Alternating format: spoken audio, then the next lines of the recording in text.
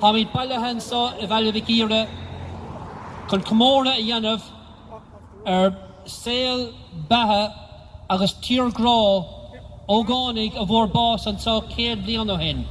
Limo hÉigeartaigh, Fart the Complucht,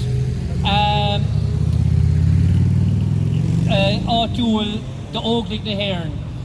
Con Kankling Orod and Leia Hort, Hamiconir and Mori the Fleet, Con Copia Focal are doing. It's an honour to stand here today and to be invited to be part of the tribute to Liam HÉigeartaigh. Liam was one of 7 children, 5 boys and 2 girls, born to John and Hannah HÉigeartaigh. He was a native of Ballyficura. His father was a most industrious man and a master shoemaker. Because of the injustices of the British regime in Ireland, Liam with other comrades formed a defence force and was section commander of the Irish Defence Forces of the IRA in his local area. In his gripping book, Where Mountaineer Men Have Sown, Micheál O'Sullivan gives an account of the murder of Liam HÉigeartaigh. Micheál O'Sullivan himself, of course, was an activist and a fearless soldier in the war for Irish independence in Liam's area. This is how Micheál describes the trap by which Liam's life was taken. He was only 27. On Sunday the 5th of September 1920, the people had come out for midday mass at Ballyvorna. Some of them were travelling towards the mills and the others were travelling eastwards towards the village. 2 British military lorries threaded their way through them. The military lorries had come from the British barracks at Ballyvorna and were going to Macroom. The occupants of one waved and smiled at the people. The other was a covered lorry. It had rainproof canvas both on the sides and on the roof. Having passed through the village of Ballymacera, they stopped about 400 metres beyond the village on high open ground. It commanded a view of the whole of the area in all directions. Children from the village discovered that the lorry had stopped. They went to investigate. The soldiers made no effort to hide the reason for the delay. They wandered down the road cursing and shouting. They said the lorry had broken down. It couldn't be repaired, so they decided they'd burn it. Then they decided that would be too much trouble, so they said, leave it to hell there, we'll go on. They got onto the other lorry and they drove away. The covered lorry now appeared abandoned where it had stopped. The children returned to the village with a story of the lorry. Liam HÉigeartaigh and some other volunteers thought it wise to fire a few shots to ascertain the validity of whether the abandoned truck was empty. However, a firearm was not at hand, and they didn't want the enemy to return and retrieve the vehicle. A few volunteers ambled towards the lorry to try and glean some knowledge about it. Meanwhile, Liam HÉigeartaigh and Danny Healy arrived at the lorry. Liam passed by on one side. He grasped the engine bonnet fastenings, while on the other side, Danny lifted the body covering. From within came a lot of gunfire. Liam may have been shot. However, he managed to cross a low bank which served as a road fence. He travelled in its shelter a short distance and then fell. Danny had dashed across the road and escaped. Micheál O'Sullivan records. He said one of the killers crossed the fence and shot Liam HÉigeartaigh again as he lay wounded, killing him. Hearing the roar of the rifle fire, a local man, Michael Lynch, ran onto the road. He lived nearby. He was also gunned down by the enemy killers.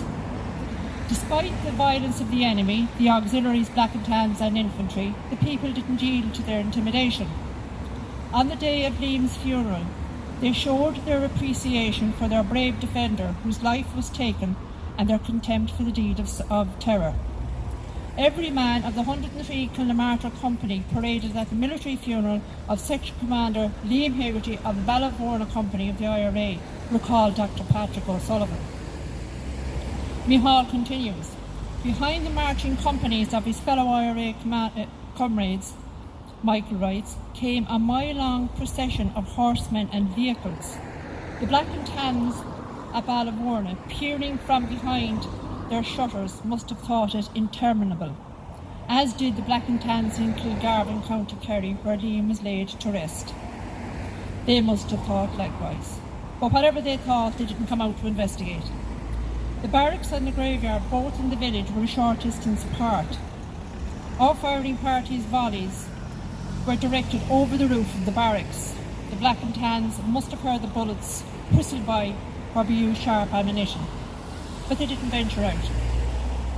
The British forces' sanguinary execution of unarmed Liam and Michael was in stark contrast to the behaviour of the Irish defenders and the local IRA, who ambushed the British patrol at Slippery Rock just 3 weeks previous to the shooting of Liam and Michael. There the enemy was called on to surrender by volunteer Paddy Donegal Owen, who stood upright when he issued the order. The British didn't comply, and an exchange of gunfire ensued. The volunteers won the day, capturing British arms, equipment and bicycles. The enemy had 1 fatality and 4 wounded. Some of the British feigned death. This was discovered. However, their wounded and uninjured, though now disarmed, were not subject to the bloodthirsty killings that was meted out to the Irish. Shortly before Slippery Rock victory, the Turin Dove and Cayman successful ambushes took place on July the 27th, 1920. 2 enemy lorries were travelling to Bantry. One stopped at Cayman and a mile up the road the other stopped at Turin Dove. There was a total number of about 13 British forces there. At Cayman the British surrendered, while at Turin Dove they first fired and then put up a white flag. The volunteers captured 11 rifles and bayonets and 100 rounds for each rifle.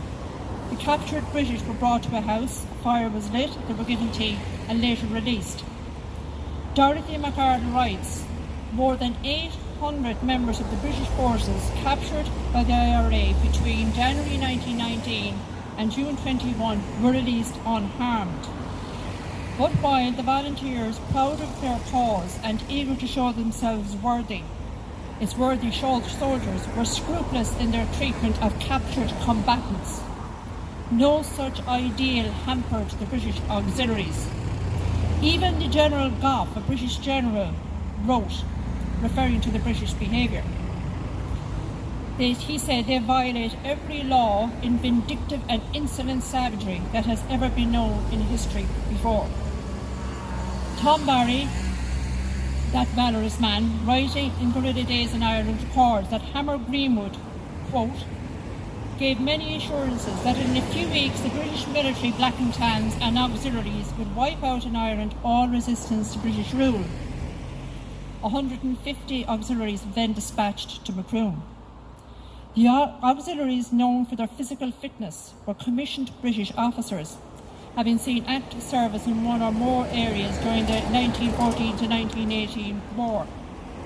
They were established as a terrorist body, with an avowed object of breaking by armed force Ireland's continued resistance to British rule. Each carried a rifle, 2 revolvers, 1 strapped to each thigh, and 2 Mills bombs hung from their waist from their Sam Browne belt. By June 1921, Tom states, the British presence in County Cork was 8,800 front-line infantry, 1,150 black and tans, 540 auxiliaries and 2,080 gun corps, artillery and other units, making a total of 12,500 troops. Against this British force stood the Irish Republican Army, which numbered at the most 310 in the county of Cork, all the county of Cork. But the IRA did use weaponry, ammunition and vehicles which they had captured from the British.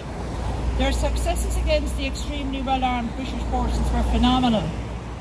By 1921, over 800 barracks and courthouses were destroyed or damaged by the IRA. The Irish successes at Kilmichael and Crossbarry delivered resounding defeats to the British. The people stopped attending the British courts. The RIC was smashed, and the British Army were driven from the 26 counties. To understand the necessity of the War of Independence, we need to look back to at least the 1916 Rising and the 1918 general election. Adhering to the principles of the 1916 Proclamation, the people accepted the sovereignty of Ireland is an inalienable right. This was expressed in the 1918 election when 73 of the 105 seats were won by pro-independence candidates. The legitimate sovereign Dáil Éireann then met in the Mansion House in Dublin on the 21st of January 1919. The British rejected the will of the people and the political mandate given to Dáil Éireann and set out to enforce their illegitimate position through military violence and repression. Had they not pursued that violent course, Michael hÉigeartaigh and his comrades would have lived a life of freedom in their own country, which was their entitlement. They brought war into Michael's life, just as they did in our recent history, resulting in over 3,500 deaths. The 1916 proclamation is as relevant today as when it was first published. It states unequivocally, the right of Irish sovereignty is, and I quote, indefeasible. The long usurpation of that right by a foreign people and a foreign government cannot extinguish it, nor can it ever be extinguished except through the destruction of the Irish people. Michael was true to that principle. In paying him tribute today, we also honour all our defenders who have battled with foreign and domestic enemies.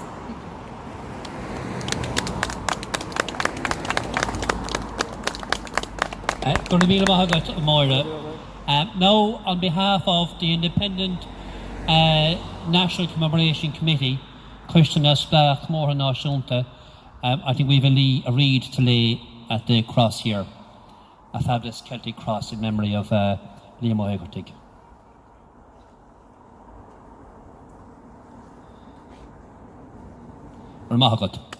And again, we're happy to be joined by the Cork Brigade Flying Column Reenactment Group. hÉigeartaigh will cortège le hÓireachtaigh in almost an óglach. Okay, Anna! Salute General the Tarling Arab!